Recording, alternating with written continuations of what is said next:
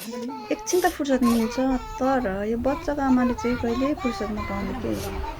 यसो राम्रोसँग बसेर खाऊ न त भन्दा पनि हुँदैन। अनि पछि यसो साथीभाइसँग राम्रोसँग गफसफ गरौँला नि त भन्दा पनि पाइँदैन। अनि कहिलेकाहीँ अति हुन्छ, त्यस पछाडि बाहिरतिर यसो घुमाउनु लैजाउँ भन्दा पनि उफ्रिया छ, दौडिया छ, लट्या छ है। अनि चोट लाग्ला कि भन्ने आफूलाई चाहिँ डर हुन्छ। अनि त्यही उनीहरूको गोठाला गर्दा गर्दा गर्दै आफू पनि थाकिन्छ। र बच्चा नहुर्किँदा चाहिँ जहीँ गए पनि सुख नपाउने चाहिँ आमा नै रहेछ कि। यस्तो हुन्छ। ल अर्कोलाई काखमा लियो अर्को रिसाउने, अर्कोलाई लियो अर्को रिसाउने। यो उस्तै उस्तै बच्चाहरू भएपछि चाहिँ आमालाई हुर्काउनलाई चाहिँ अति नै गाह्रो रहेछ कि। रहेछ मेरो भोगा हो। ल यस्तरी कपाल भित्तला भुत्तल गर्छ दुईजना।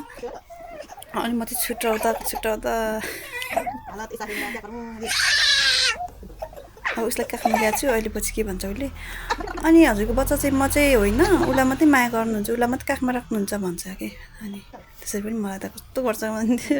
पहिला म पनि त्यस्तै भन्थेँ कि। मेरो मम्मीलाई के भन्थ्यो भने, भाइहरूसँग झगडा गर्थेँ नि त, दिदीबहिनीसँग झगडा गर्थेँ। अनि पछि अब मै उस्तो भएर त मलाई पिट्नुहुन्थ्यो होला। अनि पछि मैले भन्थेँ, मलाई मात्रै पिट्ने, म चाहिँ तपाईँको बच्चा होइन, मलाई चाहिँ माया गर्न लाग्दैन, यसरी भन्थेँ।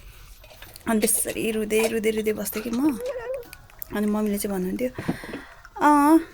सबैलाई माया भनेको बराबर हुन्छ, पछि तेरो पनि बच्चाहरू हुन्छ, अनि कुनलाई माया गर्दो रहेछस् कुनलाई माया गर्दैन रहेछ, त्यति बेला तँलाई पनि थाहा हुन्छ भन्नुहुन्थ्यो।